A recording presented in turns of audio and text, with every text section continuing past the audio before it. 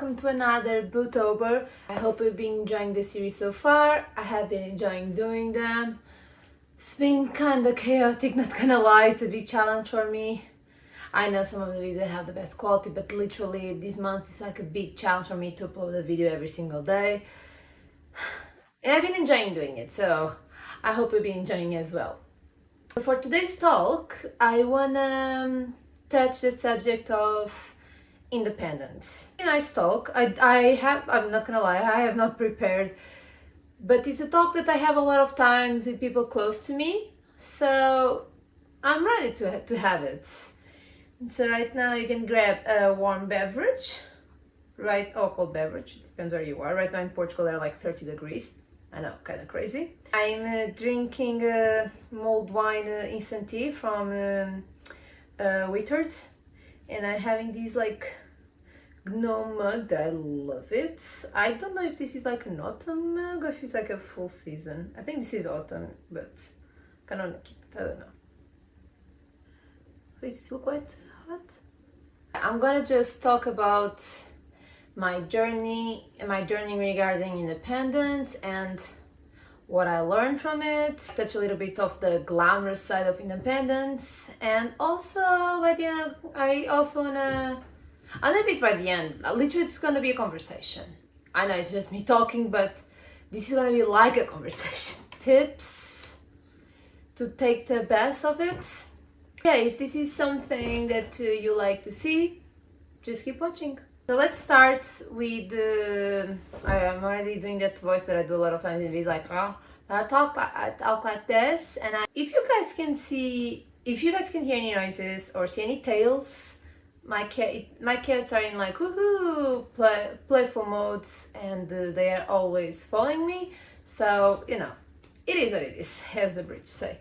Okay, so starting telling like my story, I'm not an only child. I have a sister, but she is 20 years older than me, and that's quite a big gap. Being 20 years old, like apparently when I was born, she already moved out. I think it was something like this. I don't remember. I was not born, and I grew up with separate parents. Again, sorry if you guys can hear any noises. Hazel, she's playing. I'm not gonna tell my kids to not play just because I'm filming. This is their house at the end of the day. It's Hazel. Can you hear? Hear? No? Okay. I feel it bad.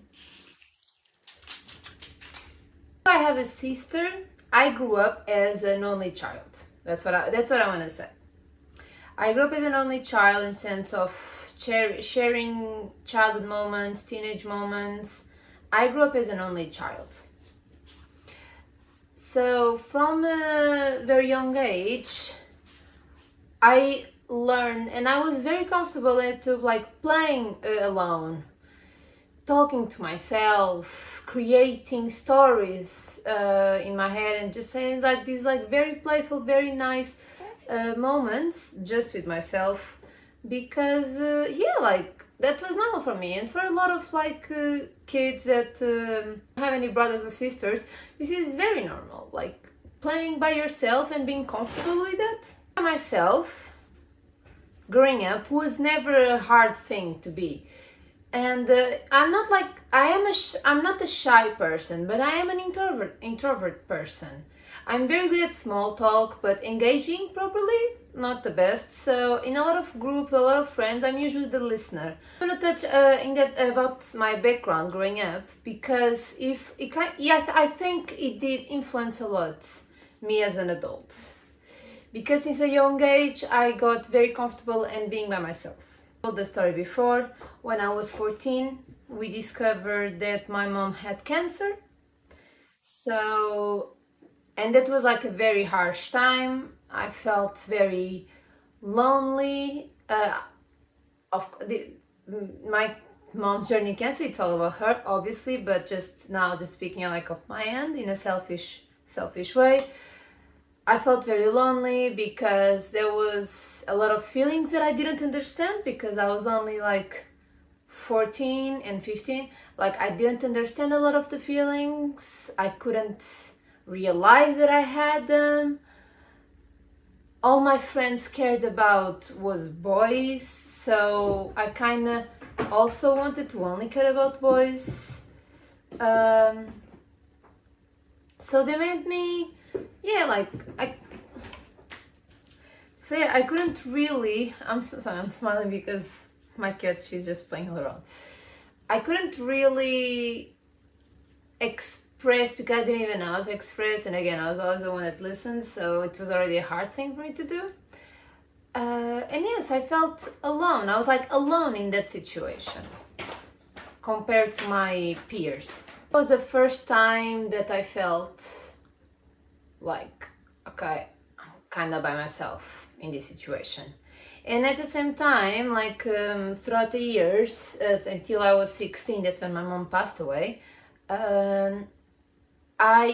had a lot of support of my mom's friends and some of my family members, and I personally had a lot of support, me and my mom, in terms of have to be with me when she was like, for example, when she was like very weak, or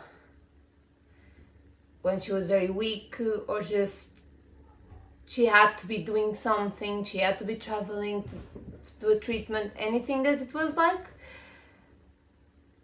we had support. Like I had my eldest cousin, I stayed with her a lot of times. My dad also supported us a lot. It was in terms of that support for me, for the teenage girl that couldn't be left alone in the house, we had a lot of support. However, at the end of the day, when it was just me and my mom in our house, which happened majority of the nights, of course, I had to grow up a lot and I had to become independent by myself. Like as a teenage girl, a lot of times your biggest worries is boys, girls, and school. Doesn't really go away from this. Boys, girls, schools. Maybe now the things are changing with the new generation being way more aware of world stuff, but back in the day, I feel old, but back in the day that wasn't a thing. Just the fact that I had to keep the house livable, I have to make sure that the house was clean and tidy, make sure there was not a lot of dust because my mom health. I was a lot of the one that cooked, did wash the clothes, the dishes, the whole thing. Like my mom still did it. She was still able to do it. And again, we still have help. But a lot of times I did it. I did it because I was told to. I did it because I could see how bad my mom was. I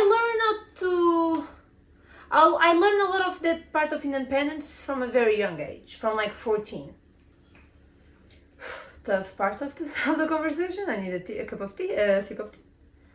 To live with my dad. Okay, it was like for a couple of years, I think. Then when I was 19, I went to live at my place. That used to be my mom's house, but it became my place. I live by myself I didn't live by myself, but I lived with more people. But I was, for the first time in my life, completely independent.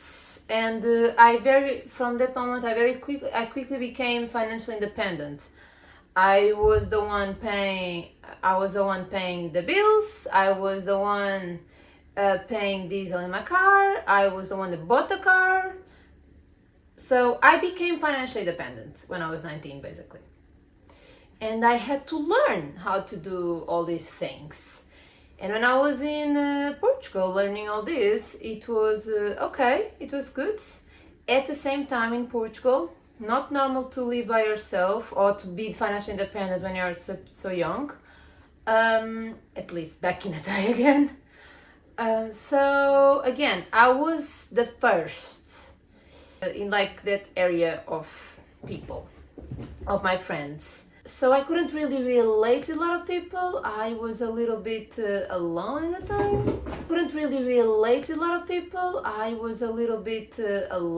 time. Had to deal with leaks, floods, stuff like that. It was like in my head it was always very grown-up stuff, like I'm not ready to do that, but I had to. I really had to grow into that person. It gave me a lot of responsibility, and I learned a lot, and I became very much independent when I was 19. I was completely independent when I was 19 in terms of like finance and deal with house. I still needed emotional support. That's a story for another day. But financially, I was good. Then I came to England when I was 21, if I'm not mistaken. Yeah, 21, 22, something like that. I came to England, and that when I completely became, in all terms, sensation modes, independent. I became the meaning of the word independent. I paid for my trip, I paid for my studies, I paid for again, rent, I paid for transport in England, I paid for everything. I have a lot of help from my father, not gonna lie. I still have a lot of help from my father in terms of dealing with house in Portugal, dealing with like some of my stuff in Portugal. I still have a lot of help. I'm trying to get more just because I don't think it's fair on my dad for him to have to deal with my things, and then he didn't even get any profits. I don't know. I don't feel like it's fair. So slowly, I'm now taking that also under my arms. Came to England, and I was living in a share house. I was living in a share house with three Portuguese girls, so I still had like that Portuguese going on. It was nice. It was not just English. Part was bad because I actually spoke way more Portuguese than English for like, I don't know, 8 months, something like that. I learned a lot. I learned a lot what is actually being independent, being responsible on yourself. You have to be responsible on your health, on your physical health, on your mental health, emotional health. You are the one that decides what to buy, what not to buy. You are the one that decides when to clean or not to clean. Depends so early, at 19. A lot of times I needed a little bit of support, and people just assume that I'm good, you know? Because I don't share a lot. I'm not saying this is all their fault, but people don't. I don't share if I need help. It's a flaw. I'm working on it, but I don't share if I need help. At the same time, the close members of my family, they don't know when I do. They can't. For example, I'm starting to see when some of my members, they kind of struggling. They don't. I don't share. They don't ask. I really had to learn a lot of things by myself. Google learning how to do stuff by myself, because I was like, I'm not gonna spend money on people to fix the house problems, so I have to learn because I have to save money, because I need to pay for this and that. I had to start thinking a lot in like this house stuff, equipment, council. I didn't know what was council. When I moved to my first place that I rented, a full flat that I rented by myself, when I had to say like I had to pay council tax, I was like, what is council tax? I didn't know, not gonna lie, for the first 2 months I didn't pay council tax because I didn't know what council tax was. Then I discovered, and I was like, oh, sorry about that. From the moment that I moved from that share house to my own flat, where I started all my videos, I hated that flat. You know, like that's when I had to learn how to deal with the health problems in the house. For example, that house had mold everywhere. The landlord of the house, they were awful, the worst. Like, they seemed very nice, smiling and everything, but they were not trying to help it at all, fixing like the house problems. They were trying to blame on me for having mold, for like being an old building. They're trying to put everything on me, and I had to be the one paying for those repairs. So I had to learn how to get a backbone. I had to learn how to defend myself. I had to learn how legally what I'm responsible, and legally what are my benefits, basically. My family, they don't know. They don't live in England. and they don't know. And years for me to actually establish myself here in England and feeling comfortable living in England by myself. Now, besides all these legal issues that I had to learn and learn how to deal with when something is broken, everything, it's the emotional part of being independent and living by yourself.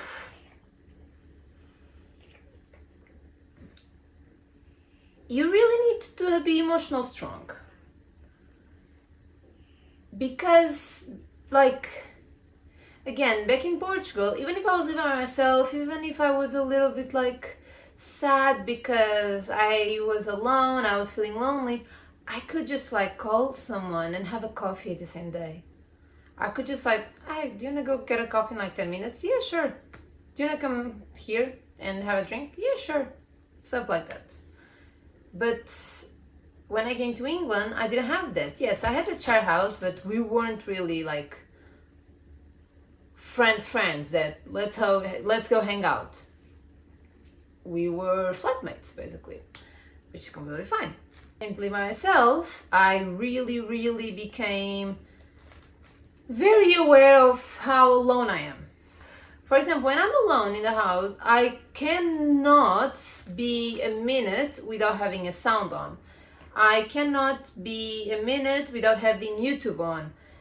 Music, I love music, but a lot of times I can't listen to music when I'm alone, because music is not as engaging as putting a YouTube video with someone talking, as seeing people having a conversation in a TV show. That's engaging. That's a part of independence that a lot of people don't talk about. Yes, it's all fun and games, and yay, girl power, girl boss, go do your thing. But if you are alone if you spend too much time only by yourself, being independent starts to suck. I suffer from depression. I don't really know, say like when it started. Probably around my mom's death, around that time, not gonna lie, I think that was a big part. Like, I don't know if it's like a grief depression, I don't know. I'm not a psychologist, I don't wanna say anything. But yeah, basically I suffer from depression, and I have good moments, good months, good year, and I have down months. And I'm doing therapy now, so I'm really good. I'm learning, I'm getting better, I'm getting balanced. And all this to say that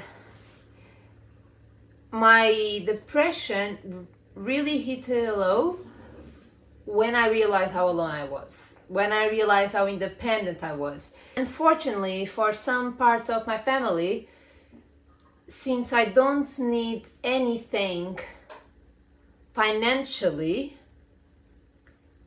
we don't talk a lot. I'm talking about my family, I'm not talking about my friends, because honestly, when I came to England, I lost the majority of my friendships in Portugal, just because with the decent people stopped talking. With my generation, a lot of times this happens, with decent people stop talking, and I don't have intentions to go to Portugal to see a lot of the people that I know. Like in Portugal, I can say for sure that I have one friend. And I love her and she loves me, and we don't talk every day, we don't talk every week, we don't talk every month. But like, we are friends. She was the only one from Portugal to ever visited me in England. So family and friends. She's really special to me. She's like my friend. So if when I'm in Portugal and I have people say, oh, you never schedule something, I'm like, sorry. If I have time between family members, I don't have a lot, and I have one person to schedule. It's like 2 people came to visit me to England. 2 people, but yeah, let's just say 2 people. Where was I? Again, I divagate so much because I'm just telling my life story. Sometimes I'm more like my cousin that I actually think. Dark side of being alone for the sake of being alone because I'm being independent. A lot of times we mix being alone with being independent, and for a long time I mix those two. I have my sister, she's always saying how proud she's of me, like I am so brave, so independent, I'm in a whole new country by myself and I'm smashing it. It is nice that phrase, but kind of makes you feel a little bit pressure on your shoulders. A lot of time, like independent and being alone are kind of meaning the same thing, and it is not good. I don't think it's good. It's great that you can do things by yourself. It is great that you learn how to live by yourself. It's great that you can enjoy a meal by yourself. But if you only enjoy meals by yourself, if you only spend time with yourself, if you only engage with yourself, something is gonna go wrong.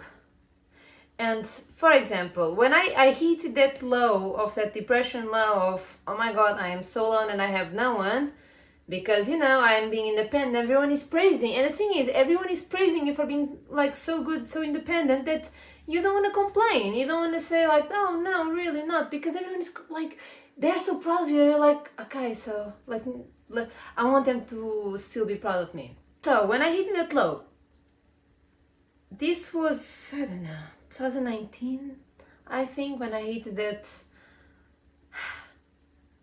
I wish I had more people around me. At the same time as when I recovered, I was like, you know what? I will eventually. I don't know when. I need to trust the process. I will eventually gather more people around me.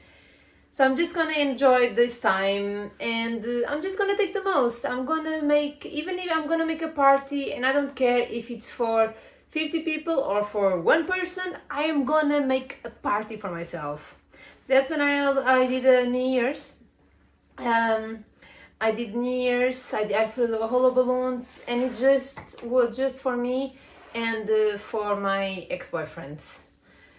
It was also his birthday, so it's kind of like match. But yeah, I made like a bunch of like nice meals and everything. It was just for us, and I was like, you know what? I care, but I'm trying to learn how not to, how being able to enjoy the glamorous side of independence, actually living it. Alone, only with baggage at the time. And that's when 2020 happened. And when 2020 happened, I was already getting into a good phase. I was getting into my spirituality. I was getting into my connection with like being mindful, connection with my soul. The pandemic, being in quarantine, lockdown, I didn't suffer from it. It sounds awful, but I didn't actually suffer from like the whole, oh, we are alone, we are closed down, because in my head I was like, yes, that's how I always lived. That's how I always felt. Big wake-up call when I start seeing people everywhere talking about how bad it was for them having lockdown, being by themselves, being independent. Whoa, maybe the way that I've been living is not the healthiest one, guys? So I decided to try to find community from the moment on. I decided to change the meaning of independence. Was still during like peak, like Christmas time lockdown, 2020. I was able to find work that you had to be physically in present, which I was able to meet people, to connect with people, to talk, to share stories, and it was really good because I was such in a healthy pace mentally by the moment, because I was by myself. Sure, I was by myself. I was still living alone. I was still spending majority of the time by myself. But I had those hours, to engage with people, to be with people. So I was balanced and I was able to make very good decisions financially. I moved to a better place by that time, like in 2021 was really good. The urban one that I used to film a lot. I moved there by myself. I scheduled the company movers. And again, it's really good. I think I really found a good balance between it. And now I think it's like having this learning curve of what independence is. Independence, it's not being alone. Independence, maybe for a lot of people, for you to learn what it is like to be independent, you need to be alone for a little bit. I agree with that, because otherwise, how are you gonna learn how to? A lot of the things that when I was like living with my ex-boyfriend, I didn't know, because he grew up here. He just did it for me. So I was just like, chill, okay, take care of it. But now it's different. Now it's like I have to do something, I can do it, because I had to learn when I was completely living by myself. I had a council problem. I had to learn how to talk with the council. If I needed benefits, I had to learn how to. And nowadays, like I'm living in a house. Like, come on, I'm living in a house, a 2-bedroom house. I never thought that I was able to accomplish that. I was living in a house. I have a car. My boyfriend, he did a big part of it. He helped me a lot with a big part of it. But it was a communal decision, and the way we handled everything. And even though I have him to support me, I don't feel like he has to take care of everything that I don't understand. No, because I learned how to learn.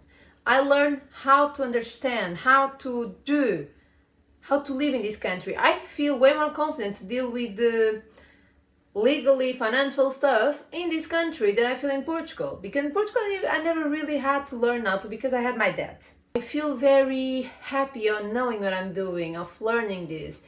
And I think this is the true meaning of independence. Because when I was younger, everyone's like saying that how amazing it is that I'm independent. But we were mixing, we were all mixing being independent, being alone. And when we are too independent, we so easily can get into that spiral of being alone, lonely, that it's so hard to just get out of it. I'm in this like healthy place. I think I finally found this healthy place of independence. I say like I know how to learn, I know how to educate myself, and at the same time, I feel balance with being with other people. My tips that I can give to you are: first tip would be, don't be afraid. Don't be afraid of making mistakes. Don't try to be completely responsible. Nothing is gonna go wrong on your when you are dealing with papers for the first time. Possibly go wrong. If it doesn't, great, but it can go wrong. I forgot to pay my electric bills a lot of times when I moved by myself for the first time, because it wasn't something that I was concerned. I learned that. I learned how to schedule payments. I learned what direct debit or what schedule payment. Again, I fucked it up a lot of times.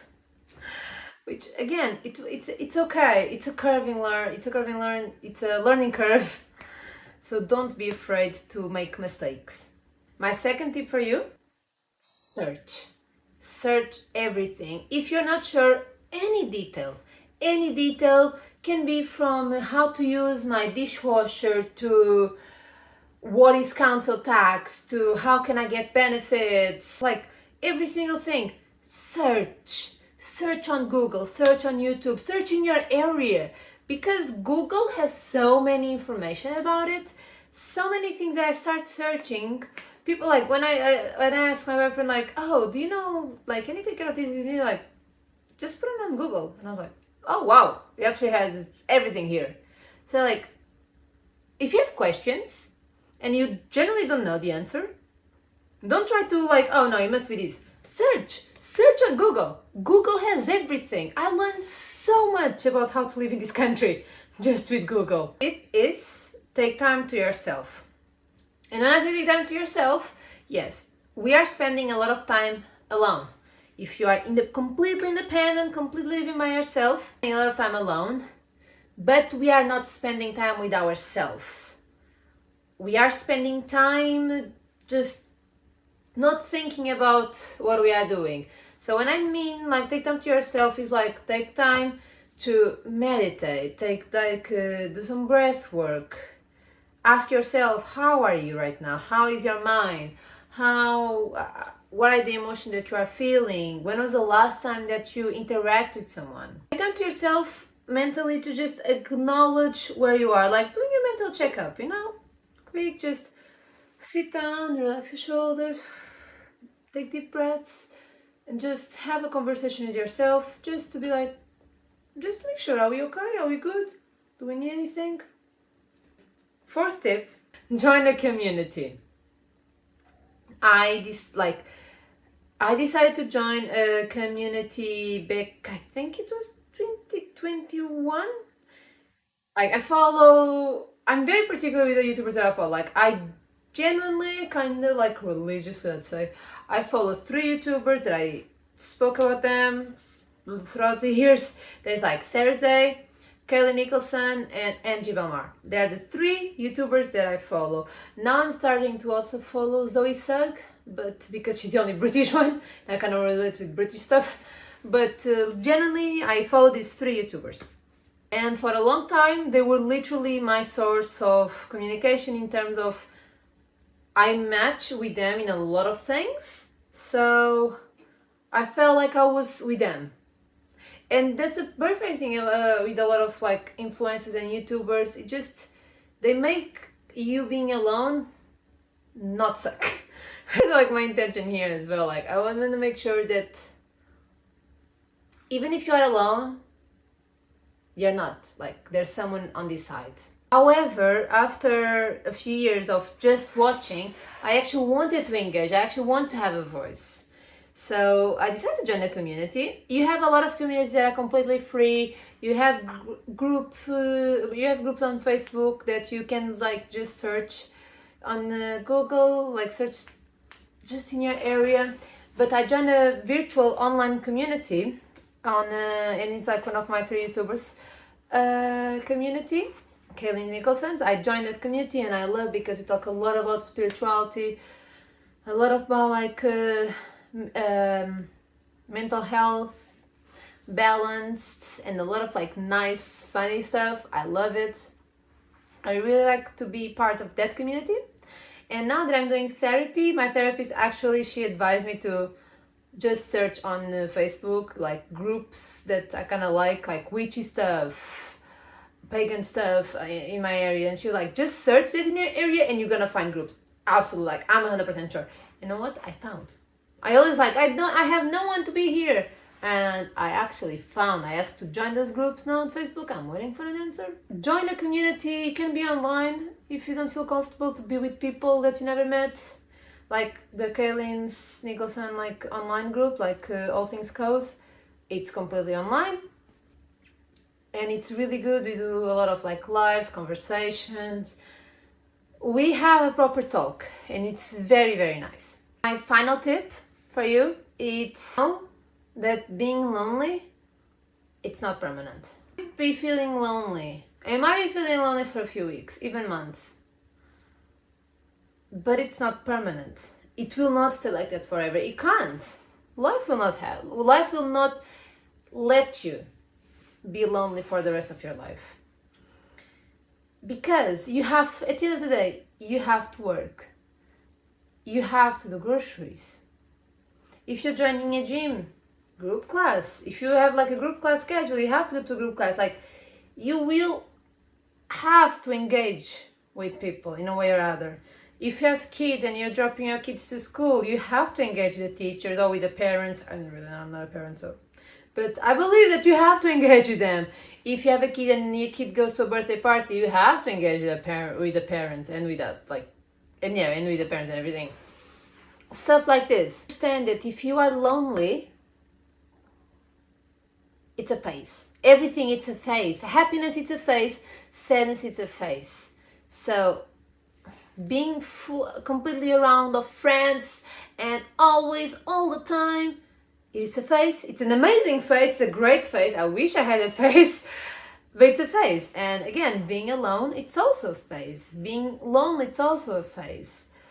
So I say I understand that nothing is actually permanent. It's really gonna help you to acknowledge, be like, okay, it sucks, but it's what I'm going through right now, but doesn't mean that's what I'm going through forever. Our lives are always like changing, are always moving, we're always in constant like change. Learn that it's a phase. You look at being independent, being by yourself in a completely different light. Like, okay, I'm going to engage, I'm going to enjoy time by myself the most that I can, because one day I will not have this privilege of doing whatever I want. For example, doing these videos, I'm doing this right now because my boyfriend is at work. And I'm talking like this in these terms and being so honest and so raw and just so loud because I feel way more comfortable. It doesn't make me feel uncomfortable in any way, but it's different. It is different. If you ever try to talk to a camera, it is different. Once you understand that you're not going to be lonely forever. And I was feeling alone for a long time. It's like, when I say it's not forever, I'm not saying it's going to last 1 week. I'm saying like, it might last even a year or two of your life. But maybe it's like, you can do a lot of good things on yourself. I worked a lot of things on myself in those 2 years. And I became I gained a lot of qualities, let's say, and I became a strong person. I know in a lot of things who I am. I know in a lot of morals and standards who I am. And I'm really happy for that.